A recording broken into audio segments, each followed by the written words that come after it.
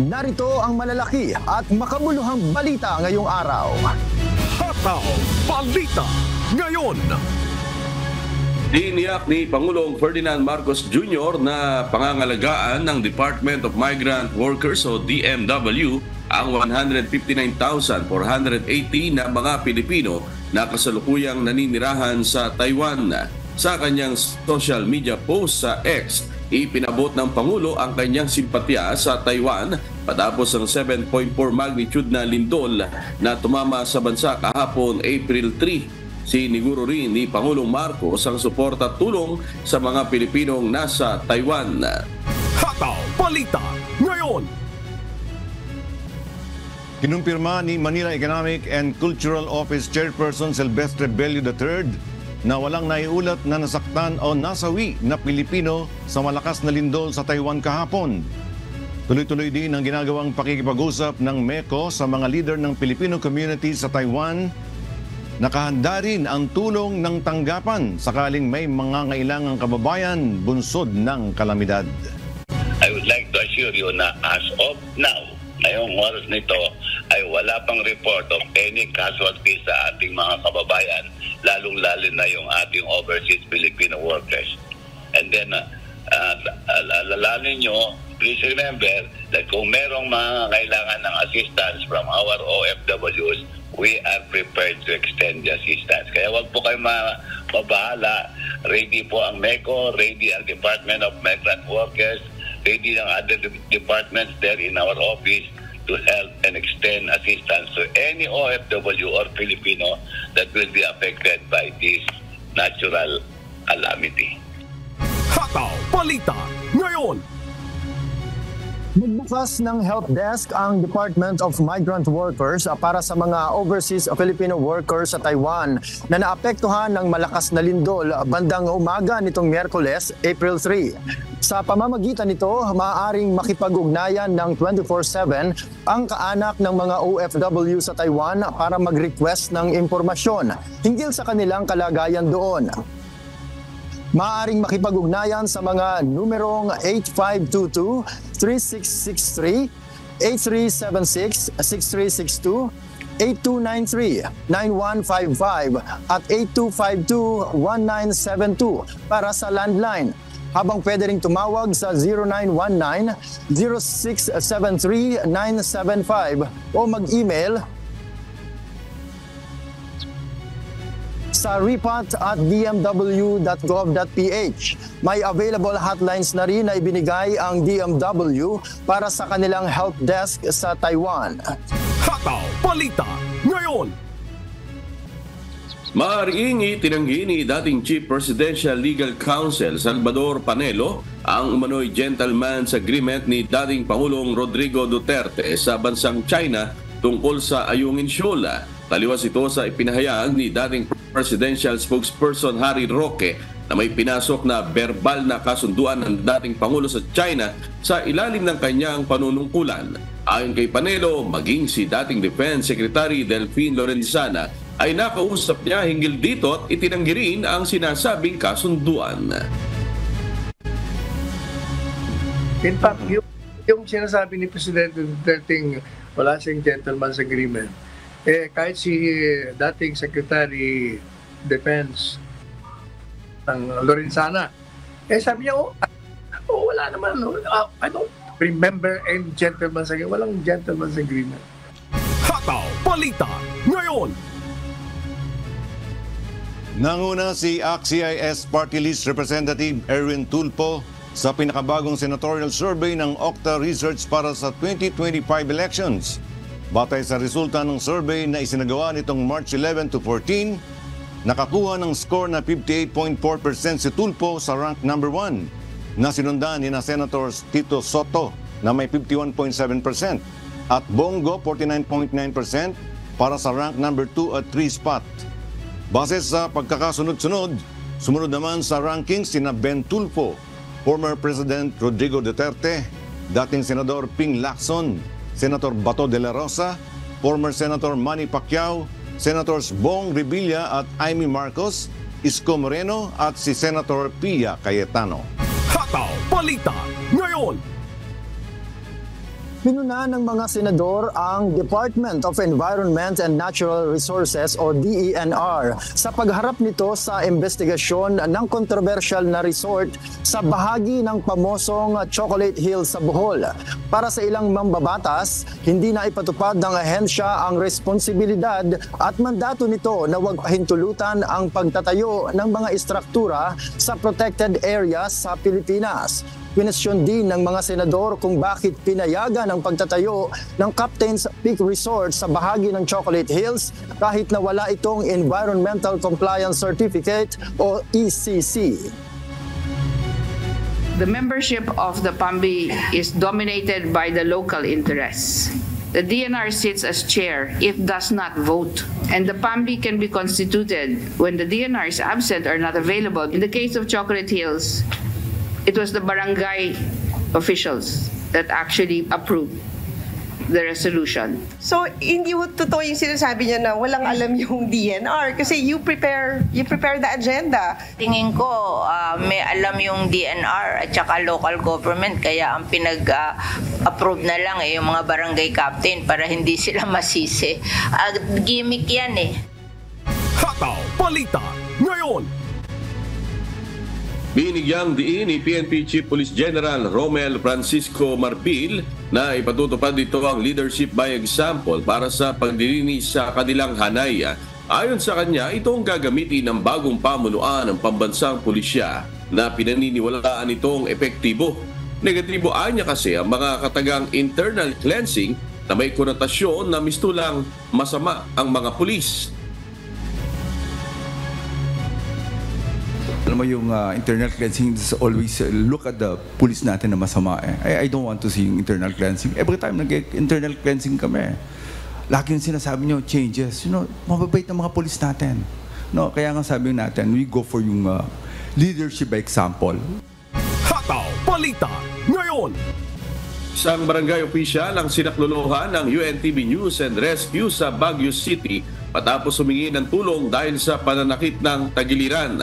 Agad itong nalapatan ng first aid at isinugod sa pagamutan. Ito ang humahataw na balita ni Marvin Calas. Hataw Balita ngayon. Pag pinipindot po ba masakit? Pag naninigas po, sobra. Hindi pag naninigas na siya, hindi masyado makahinga. Iniinda ng isang barangay official mula sa Balayan, Batangas ang matinding pananakit ng tagiliran nang lumapit sa UNTV News and Rescue Team sa Baguio City, Martes ng gabi, April 2. Ayon sa pasyente na kinilalang si Ricardo de la Cruz, 48 years old, naramdaman niya ang pananakit ng kanyang kaliwang tagiliran matapos maghapunan sa dinaluhang seminar. Agad namang kinunan ng vital signs at inassess ng rescue team ang kalagayan ng pasyente. Pagkatapos, dinala na sa Baguio General Hospital and Medical Center si De La Cruz para sa karagdagang medical attention. Medyo mataas din po yung BP niya, tapos namumula siya, tsaka nahihirapan din po siyang huminga. So nag-decide na rin po kami na dalhin siya sa pinakamalapit na hospital since malapit lang naman po. So kampante naman yung patient natin na tayo yung tumulong po sa kanya kasi dito po talaga sila lumapit. Ina-expect nila na meron talaga naka-standby na mga medic dito kasi nakandito rin po yung ambulansya. Marvin Calas, humahataw sa balita ngayon. Hataw Balita ngayon. Pad ng Land Transportation Office o LTO ang bagong sistema para sa mga kukuha ng driver's license card. Layon nitong maiwasan ang pagdagsa sa kanilang opisina ng mga motorista na magre-renew ng driver's license card mula sa papel na lisensya. Ayon kay LTO Chief Assistant Secretary Attorney Bigor Mendoza, umabot na sa 4.1 million ang kanilang backlog sa driver's license card mula nang mawala ng supply ng nakaraang taon. Binabalangkas pa ng LTO ang guidelines para rito pero tiyak na gagamitin umano ang kanilang online system ng Land Transportation Management System o LTMS para makapag-set ng appointment. Para hindi ho magdagsaan, para hindi ho mahirapan, we will also implement an appointment system.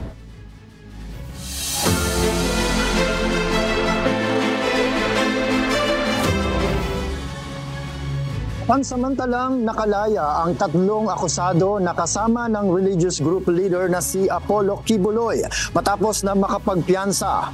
Nahuli kahapon ang mga ito ng National Bureau of Investigation dahil sa kasong child abuse. Si Lalaine Moreno humahataw.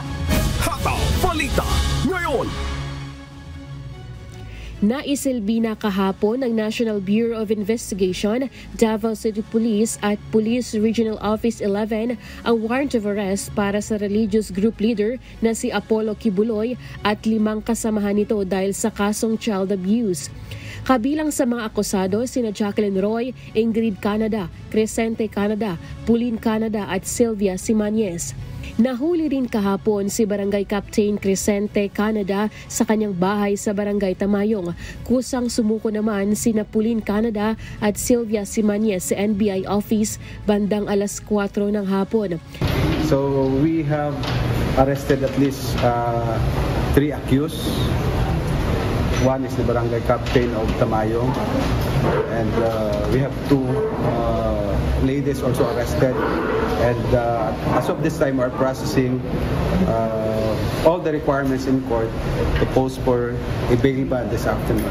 Presente ang abogado ng 3 para magbayad ng piyansa. Kahapon, pansamantalang nakalabas na ang mga ito matapos magpiyansa ng 80,000 piso bawat isa. Pero tumanggi na ito magbigay ng impormasyon ukol sa kinaroroonan ng religious group leader. Ayon kay NBI 11 Director Attorney Arcelito Albao, hindi nila nakita si Kibuloy sa kanilang pagsisilbi ng search warrant. Blanco pa rin sila sa kinaroroonan nito at sa iba pang 3 akusado. During the service of search warrant, negative si Pastor Kibuloy.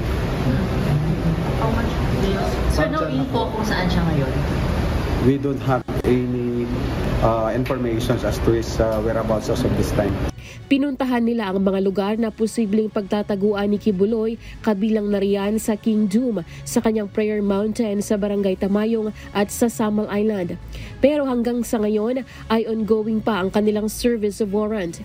Ayon sa NBI, may 10 araw na palugit bago nila ibalik ang warrant of arrest sa korte.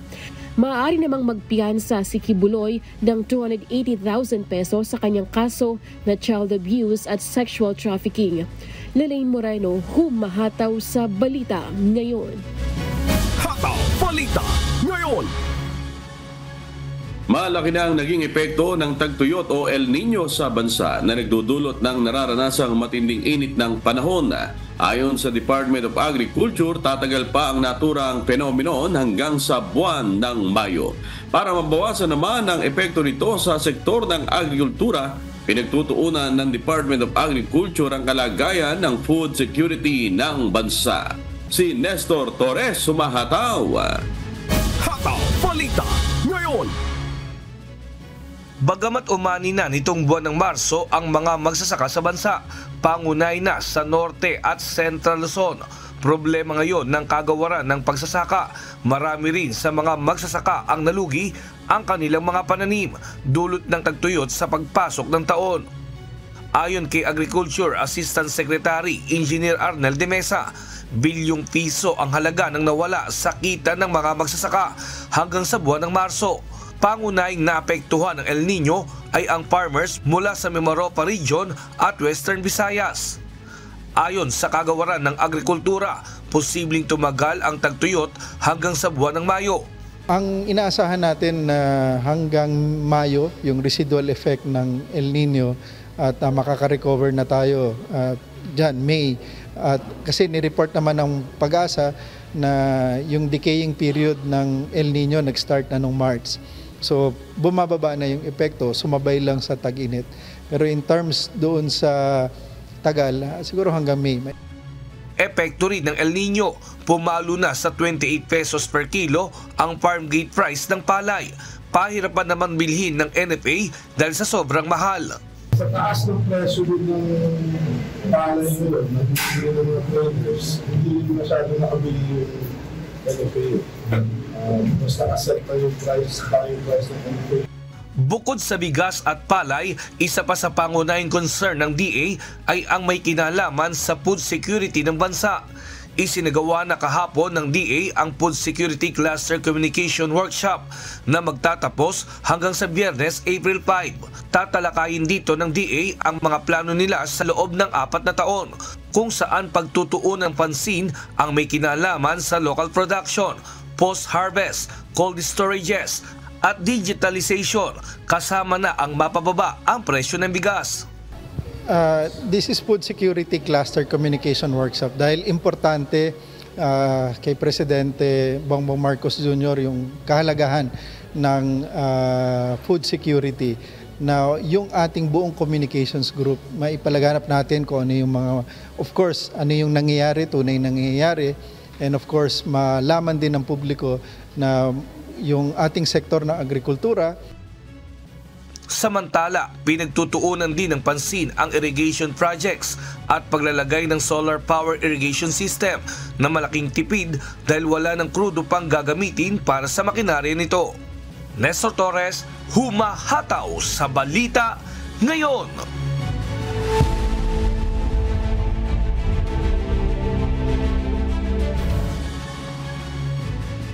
Patay ang 7 foreign national humanitarian workers ng World Central Kitchen sa Gaza nang magsagawa ng airstrike ang Israel Defense Force.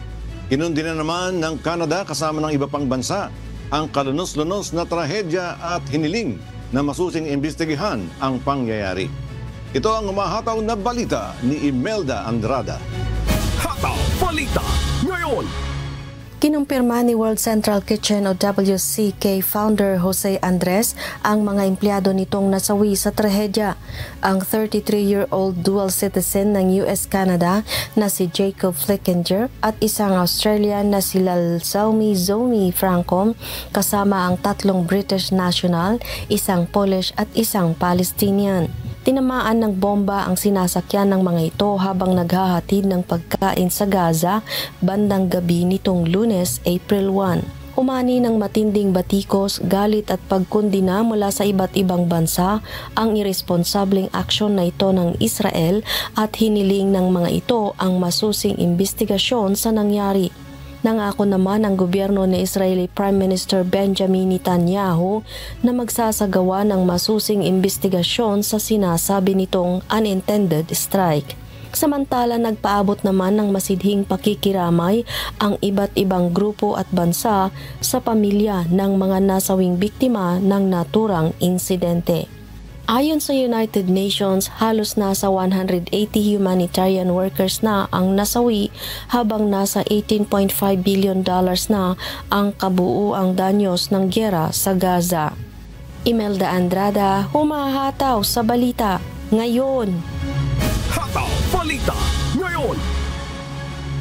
Nagbanta ang Iran na maghihiganti sa Israel matapos mamatay ang 2 sa top commander ng bansa dahil sa hinihinalang pag-atake ng Israel sa Damascus. Nagdulot naman ito ng pangambang mas lalawak pa ang digmaang nagsimula lamang sa Israel at Hamas. Ito ang umahataw na balita ni Jazz Masakayan. Hataw Balita Ngayon. Umalingaw-ngaw sa buong gitnang silangan ang nangyaring airstrike sa Kapitolyo ng Syria nitong Lunes, April 1. Bunsod nito, kinabukasan April 2, nangako ang Iran na gaganti sa hinihinalang pag-atake ng Israel sa embahada nito sa Damascus na ikinasawi ng 2 sa top commander ng bansa. Bukod dito, namatay din ang 5 sa military advisors ng Islamic Revolutionary Guard Corps na makapangyarihang military at political organizations sa bansa. Kabilang sa namatay ay si Brig General Mohammad Reza Zahedi, Senior Commander ng Quds Force na may pinakamahalagang papel sa koordinasyon ng Axis Resistance na isang anti-Israel at anti-West militants group para sa mga Arab sa buong mundo. Sa pahayag ni President Ebrahim Raisi, sinabi nito ang karuwagan na nangyari ay hindi mananatiling walang sagot at binalaan din niya ang Israel na hindi nito makukuha ang gusto nito. Ngunit ayon naman sa mga eksperto, ang Israel o Iran man ay hindi gugustuhin ang isang all-out conflict. Jazz Masakayan, humahataw sa Balita Ngayon. Hataw Balita Ngayon. Nakakita ng paglago ang service activity sa China nitong buwan ng Marso. Sinasabing senyalis ito ng muling pagsigla ng ekonomiya ng bansa at pagbalik nito bilang one of the largest economies sa mundo. Ito ang mahataw na balita ni Noni Ramos. Hataw Balita ngayon! Lumugo nitong buwan ng Marso ang aktibidad ng services sa bansang China. Kung ikukumpira sa buwan ng Pebrero, batay sa isinagawang private sector survey na inilabas noong Miyerkules, April 3. Ipinakita ng survey ang pagtaas ng bagong negosyo ay pinakamabilis sa loob ng 3 buwan. Sinasabi na palatandaan ito na unti-unti nang bumabalik ang China bilang pangalawang pinakamalaking ekonomiya sa mundo. Dahilan ito para mas maging positibo ang pakiramdam ng mga tao sa ekonomiya ng China kung saan ang ilang bahagi nito ay lumalakas sa unang bahagi ng taon. Ipinakita rin ng survey na dumarami ang mga orders para sa mga negosyo sa China. Dahil sa pagunlad ng pangunahing demand at pagsisikap na paigtingin ng mga bagong orders, ang paglaki ng bagong negosyo ay naging pinakamabilis mula noong Disyembre ng nakarang taon. Ito rin ay nagpataas ng kumpiyansa sa negosyo dahil ang sub-index ng hinaharap na aktibidad ay nagtaas para sa unang pagkakataon sa loob ng 3 buwan. Sa pag-asa na ang mga bagong linya ng produkto, mga plano sa pagpapalawak at pagtaas sa budget ng mga kliyente ay makatutulong upang mapalakas ang mga benta. Gayunpaman, hindi nagbunga ang mas mabuting mga benta at kumpiyansa sa negosyo sa mas mataas na recruitment. Ang antas ng empleyo ay bumaba para sa ikalawang sunod na buwan noong Marso, bagaman ang rate ng pagsasara ng trabaho ay bumaba mula sa Pebrero. Ayon sa mga respondent, ang mga resignation sa mga empleyado at pagtanggal upang mapabuti ang productivity ang naging sanhi ng pagbaba ng bilang ng mga tauhan. Sa pangkalahatan naman, gumaganda ang ekonomiya ng China. At bagamat mas maganda ang performance ng manufacturing at service sectors, may mga problema pa rin gaya ng employment rates at mababang presyo ng mga produkto at serbisyo. Noni Ramos, humahataw sa balita ngayon.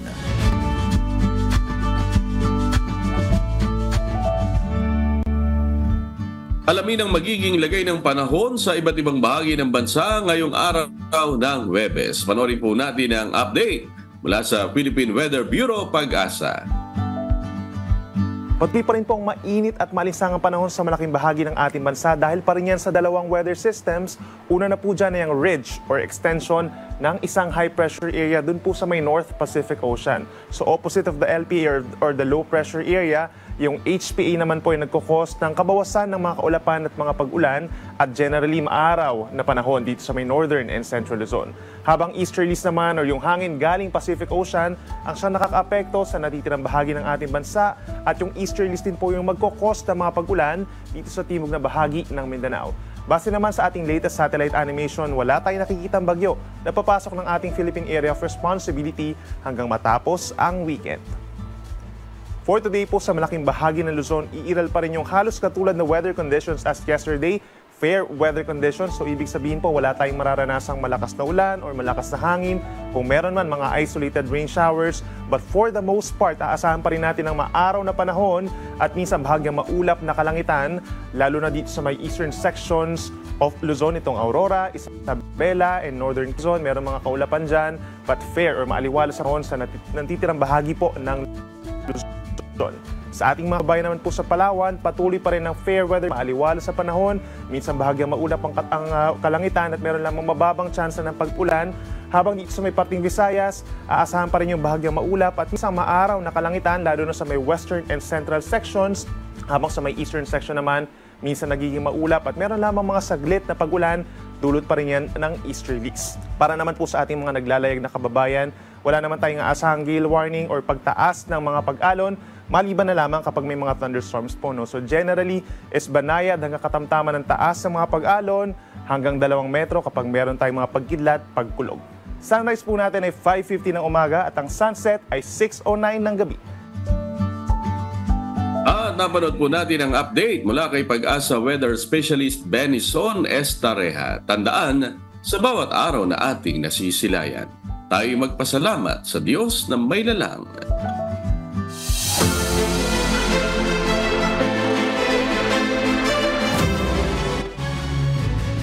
Tinatalakay na ngayon ng Regional Disaster Risk Reduction and Management Council ang planong pagdedeklara ng no-build zone sa loob ng 6-kilometer danger zone sa paanan ng Bulkang Mayon. Ayon sa Albay Public Safety and Emergency Management Office o APSEMO, lilimitahan na ang land use sa mga barangay na sakop nito. Si Ryan Salatandol, humahataw! Hataw Balita ngayon! Tinatalakay na ngayon ng mga opisyal ng probinsya ng Albay kasama ang Regional Disaster Risk Reduction Management Council o RDRRMC ang pagdedeklara ng no-build zone sa mga barangay na nasa sakop ng 6-kilometer permanent danger zone sa paanan ng Bulkang Mayon. Nagkaroon na rin ng rekomendasyon ang National Economic and Development Authority o NEDA na limitahan na ang land use sa mga lugar na malapit dito. Layo ng hakbang na ito na maiwasan na ang paulit-ulit na paglikas sa mga residenteng nakatira sa loob ng PDZ.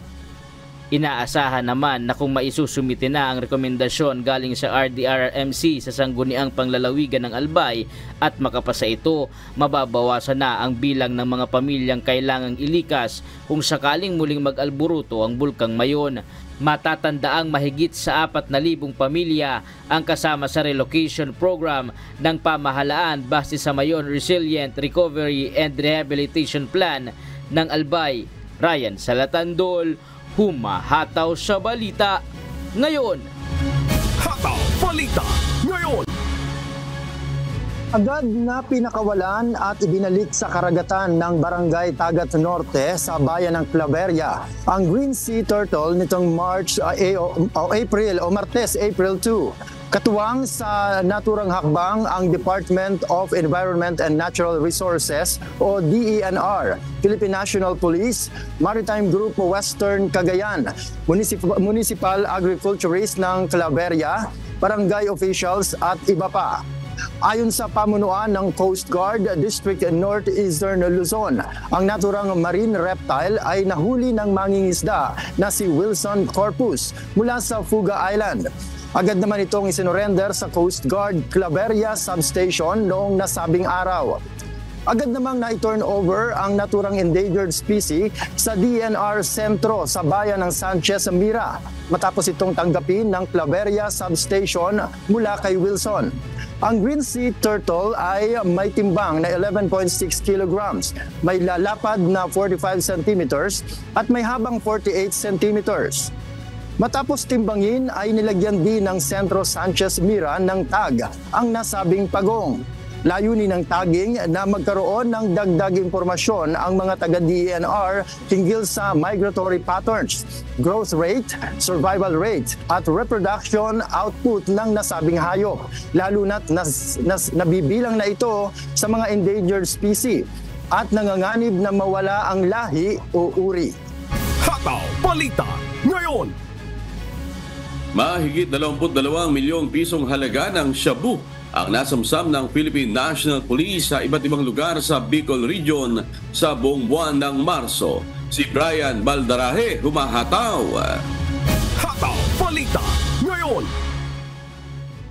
Dahil sa maigting na pagsasagawa ng anti-drug operation sa iba't ibang lugar sa rehiyon ng Bicol, umabot na sa mahigit 22 milyong piso ang halaga ng shabu na nakumpiska ng Philippine National Police sa Bicol sa nakalipas na buwan ng Marso.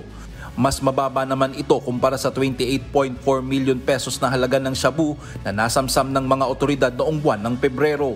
Sa ulat ng PNP Bicol, pinakamaraming nasamsam na iligal na droga sa probinsya ng Sorsogon kung saan halos 14 na milyong piso ang halaga ng shabu na nakuha sa mga anti-drug operation sa lugar. Sumunod ang Naga City na may 2.6 million pesos, 2.4 million pesos naman ang halaga ng shabu ang nasamsam sa buong probinsya ng Camarines Sur. Habang ang probinsya naman ng Catanduanes ang may pinakamababang naiulat na nakumpiskang mga iligal na droga kung saan umabot lamang ng mahigit sa 500,000 piso ang halaga. Kaugnay nito umabot din sa 125 drug operation ang naisagawa sa iba't ibang lugar sa rehiyon ng kapulisan kung saan nagresulta ito ng pagkakaaresto ng 124 na individual. 210 na kaso naman ang naifile na laban sa mga ito. Ayon sa pamunuan ng PNP Bicol, ang nasabing ulat ay patunay lamang na hindi tumitigil ang hanay ng kapulisan nasugpuin ng problema sa iligal na droga sa bansa. Naging malaking ambag din anya ang patuloy na pakikiisa ng publiko sa kampanya ng PNP kontra illegal drugs.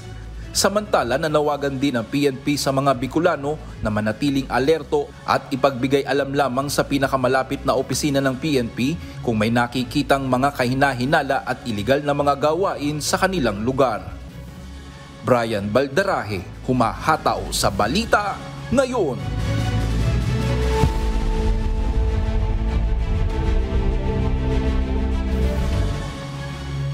Kasalukuyang naharap ang Haiti sa isang state conflict dahil sa mga nangyayaring gang conflicts sa bansa.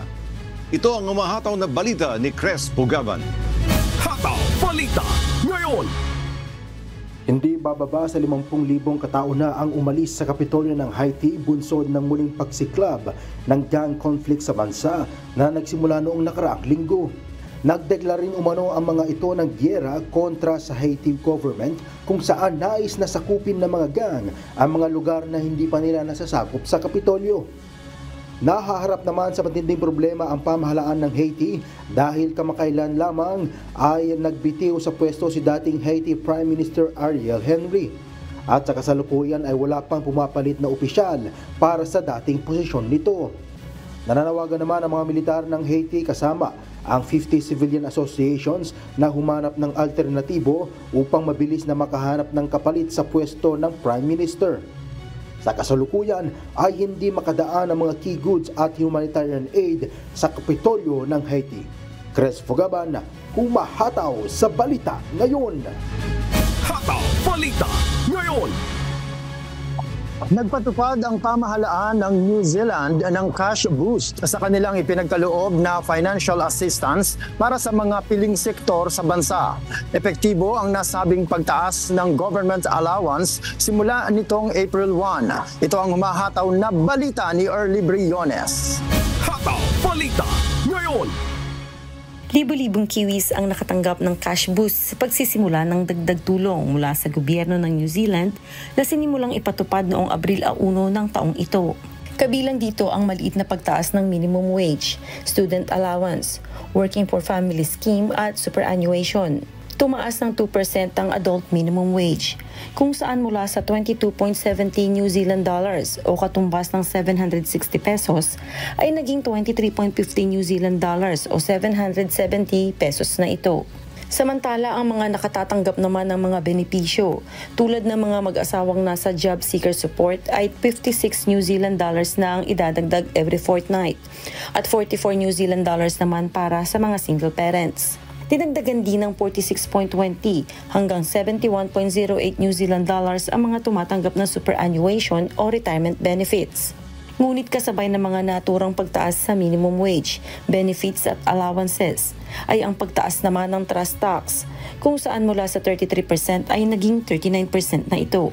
Ipinakilala rin ng pamahalaan ng New Zealand ang Road User Charges o RUC para sa mga electric at hybrid vehicles, kung saan 76 New Zealand dollars per 1,000 kilometers ang RUC rates para sa mga battery electric na sasakyan at mas mababa naman sa mga plug-in petrol hybrid na sasakyan sa rate na 38 New Zealand dollars bawat 1,000 kilometers.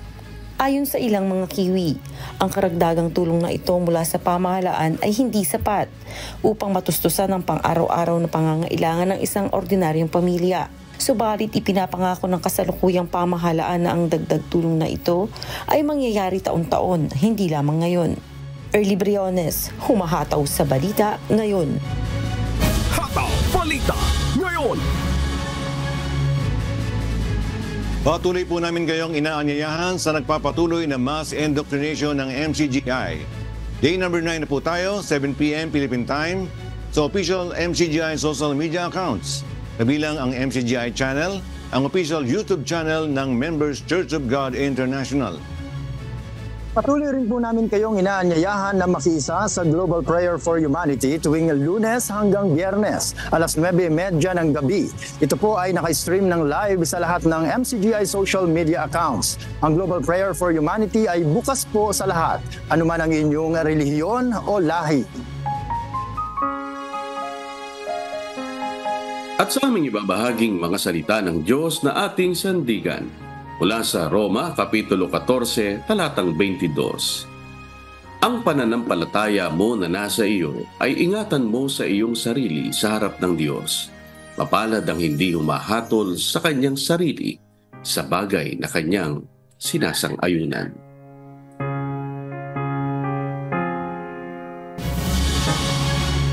At yan po ang mga humahataw na balita ngayong umaga ng Huwebes, ika-4 sa buwan ng Abril 2024.